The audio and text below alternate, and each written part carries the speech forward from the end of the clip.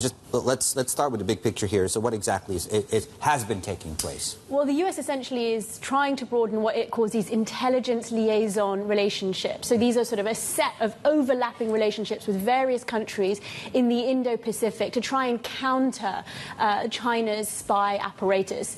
That, by the way, a UK parliamentary report recently highlighted it as the world's largest. So that's a sort of broader context. And we see three main ways that this is evolving. The first is in these sort of existing networks like the Quad that includes countries like Australia. The second is through these bilateral relationships, for example, including with Vietnam. And the others are sort of these overlapping trilaterals, so the US, Japan and South Korea, the US, Japan and the Philippines, for example. Now, those latter examples, you can see, also obviously nations, just to say the quiet part out loud, that would be implicated in any kind of Taiwan conflict or any kind of sort of escalation in the Taiwan Strait. So you can see quite a comprehensive effort here to try and push back.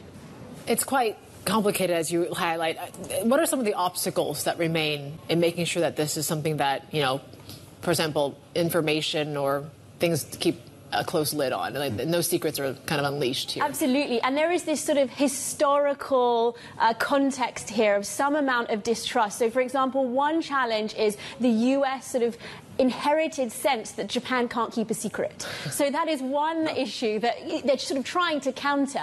Now, the US has had some success with this type of intelligence sharing recently. So one obvious example would be thinking about the intelligence the US shared with India ahead of that military incursion that the Chinese made over that disputed part of the Himalayas. So we see these examples where the US has been successful here and there.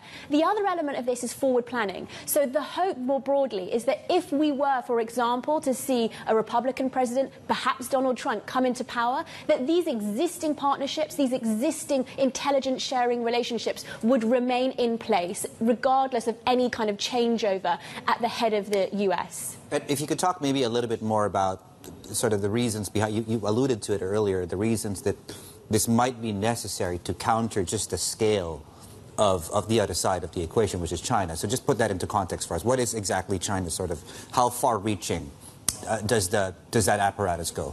Well, I think the sort of big unknown here is that actually until this year there hasn't been that much scrutiny or a real sort of concerted, sort of cooperated sort of offensive to try and actually understand that. And the balloon incident that we had earlier this year was the prime example. So many in the sort of machinery of intelligence agencies sort of quietly admitting they didn't really know that there was this broad-scale sort of civilian, military, dual use of technology of balloons that apparently were flying all over through near airspace without our sort of awareness. And so we do see this sort of concerted effort, not just by the US, but other countries in the Indo-Pacific, the UK, and elsewhere in Europe, increasingly focused on trying to figure out just how widespread and just the sort of mechanisms by which China is trying to push out this surveillance effort. Worth saying that we haven't had a comment officially from Beijing yet, but their sort of always retort, or their sort of general response, is to say that the US